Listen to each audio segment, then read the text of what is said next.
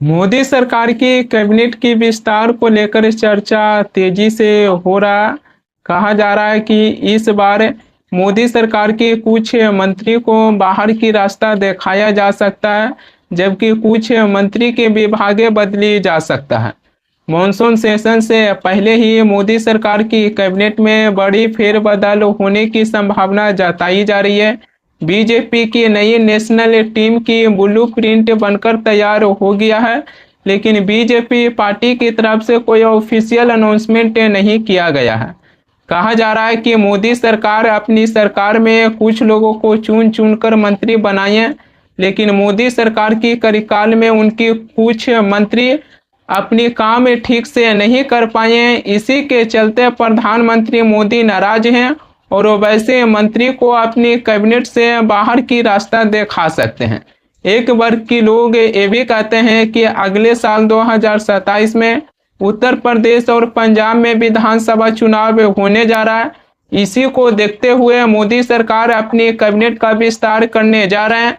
मोदी सरकार की इस बार की कैबिनेट विस्तार केवल उत्तर प्रदेश और पंजाब की विधानसभा चुनाव में बदलाव देखने के लिए नहीं मिलेगा। मोदी सरकार की यही कैबिनेट विस्तार 2029 की लोकसभा चुनाव की भी जीत की दरवाजा खोलने की भी संभावना जताई जा रही है। 6 केंद्रीय मंत्री को हटाने की चर्चा हो रहा है। इसमें सबसे पहला नाम देश की शिक्षा मंत्री धर्मेंद्र प्रधान का है। धर्मेंद्र प्रधान मोदी सरकार की कार्यकाल में शिक्षा मंत्री के पद पर रहते हुए उन्हीं की कार्यकाल में नीट यूजी 2026 का पेपर लीक हुआ। इसमें कई ऐसे स्टूडेंट सुसाइड कर लिए। शिक्षा मंत्री की इस्तीफे की मांग को लेकर कॉकरोच जनता पार्टी आज भी दिल्ली की जंतर मंतर पर धरने प्रदर्शन पर बैठे हुए हैं, जबकि शिक्षा मंत्री की इस्तीफे की मांग को लेकर सोनाम वांगचुक दिल्ली की ही जंतर मंतर पर अनशन पर बैठे हुए हैं। लेकिन इसके बावजूद भी देश की शिक्षा मंत्री धर्मेंद्र प्रधान के ऊपर कोई भी इफेक्ट नहीं पड़ रहा। मोदी सरकार अपनी कैबिनेट का विस्तार करेंगे, उसमें शिक्षा मंत्री धर्मेंद्र प्रधान को चुपके से बाहर की रास्ता दिखा देंगे और उसके बाद सारी ही ये मामला है जो मोदी सरकार बहुत आसान से सॉल्व कर देंगे। दूसरा, पेट्रोलियम मंत्री हरदीप सिंह पुरी को भी मोदी सरकार अपनी कैबिनेट से बाहर की रास्ता दिखा सकते हैं। हरदीप सिंह पुरी को प्रधानमंत्री मोदी अपनी कैबिनेट से बाहर की रास्ता इसलिए दिखा सकते हैं क्योंकि हरदीप सिंह पुरी का नाम एपिस्टीन फाइल में आया था। तीसरा, फाइनेंस मिनिस्टर निर्मला सीतारमण को भी मोदी सरकार अपनी कैबिनेट में उनकी विभाग को बदल सकते हैं। कहा यह भी जा रहा है कि निर्मला सीतारमण को धर्मेंद्र प्रधान की पद यानी कि शिक्षा मंत्री के पद दिया जा सकता है। फाइनेंस मिनिस्टर निर्मला सीतारमण की जगह आरबीआई के पूर्व गवर्नर शक्तिकांत दास को मोदी सरकार अपनी कैबिनेट में फाइनेंस मिनिस्टर बना सकते हैं। निर्मला सीतारमण की मोदी सरकार अपने कैबिनेट में उनकी विभाग इसलिए बदलने जा रहे हैं क्योंकि महंगाई पिछले 16 महीनों में सबसे ऊंची स्तर पर पहुंच गया है। निर्मला सीतारमण जो अभी भी वर्तमान के समय में फाइनेंस मिनिस्टर हैं, उनकी कार्यकाल में महंगाई 3.9% की स्तर पर काफी तेजी से बढ़ा है। इसी को देखते हुए प्रधानमंत्री मोदी अपनी कैबिनेट में निर्मला सीतारमण की विभाग बदलने जा रहे हैं। आरबीआई के पूर्व गवर्नर शक्तिकांत दास प्रधानमंत्री मोदी के प्रधान सचिव 2 हैं। प्रधानमंत्री मोदी की आर्थिक फैसलों को लेकर जैसे कि नोटबंदी और जीएसटी लागू करने में आरबीआई के पूर्व गवर्नर शक्तिकांत दास इसमें बड़ी भूमिका निभाए थे। इसी को देखते हुए प्रधानमंत्री मोदी आरबीआई के पूर्व गवर्नर शक्तिकांत दास के ऊपर भरोसा जताए हैं और उनको फाइनेंस मिनिस्टर बनाने की ये चर्चा हो रहा है। हालांकि बीजेपी सरकार की तरफ से कोई अभी स्पष्ट जानकारी नहीं दिया गया है, केवल मीडिया रिपोर्ट्स में ऐसे दावा किया जा रहा है। चिराग पासवान के विभाग को न तो बदला जाएगा और न ही मोदी सरकार अपने कैबिनेट से उनको बाहर की रास्ता दिखाएंगे। चिराग पासवान 5 लोकसभा सीटें जीतकर मोदी सरकार को अपनी समर्थन दिए हैं।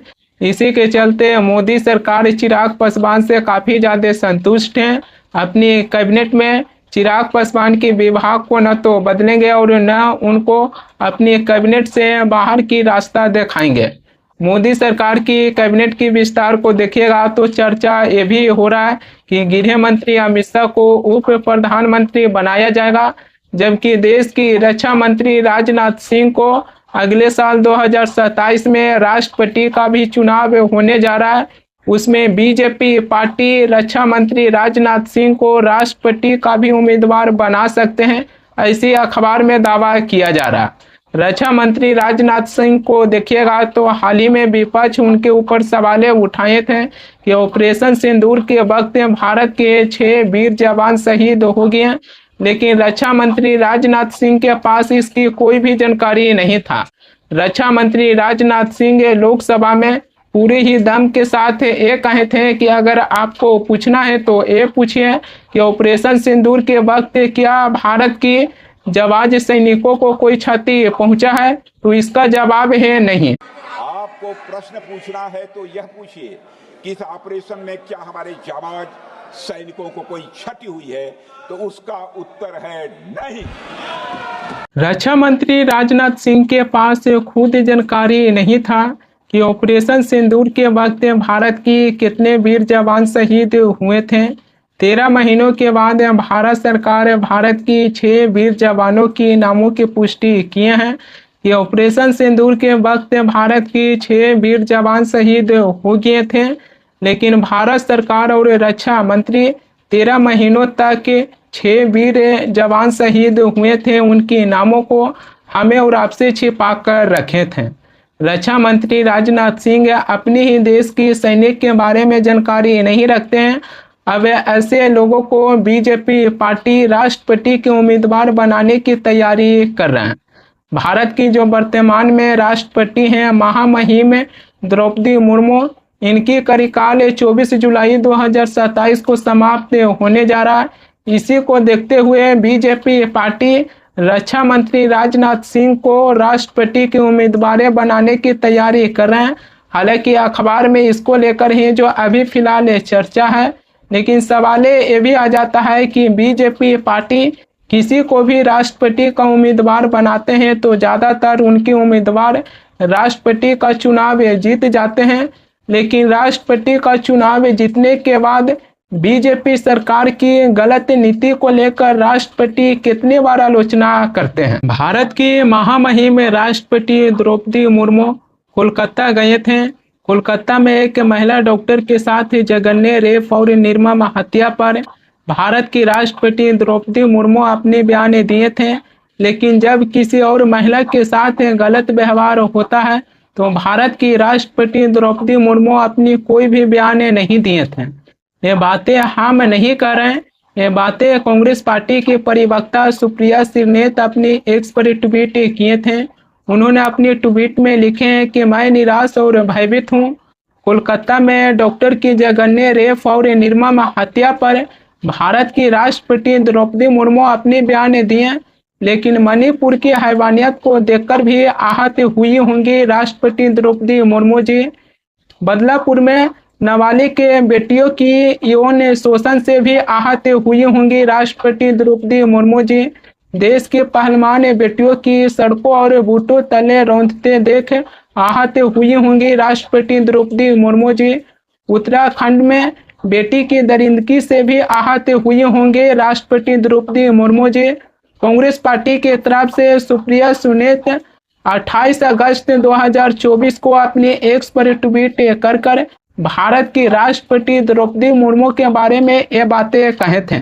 सवाल ये भी आ जाता है कि जब लाल कृष्ण आडवाणी को भारत रत्न दिया गया था तब प्रधानमंत्री मोदी कुर्सी पर बैठे हुए दिखाई दिए थे। उसी बीच भारत की राष्ट्रपति द्रौपदी मुर्मू खड़े थे। इसको लेकर विपक्ष सवाल उठाए थे कि प्रधानमंत्री मोदी भारत की महामहिम राष्ट्रपति द्रौपदी मुर्मू को अपमान किए थे, लेकिन उस टाइम पर भी भारत की राष्ट्रपति द्रौपदी मुर्मू इसको लेकर कुछ भी नहीं कहे थे। सवाल ये आ जाता है कि बीजेपी पार्टी किसी को भी राष्ट्रपति के उम्मीदवार बनाते हैं तो बीजेपी सरकार की गलत नीति को लेकर राष्ट्रपति सवाल नहीं उठाते हैं।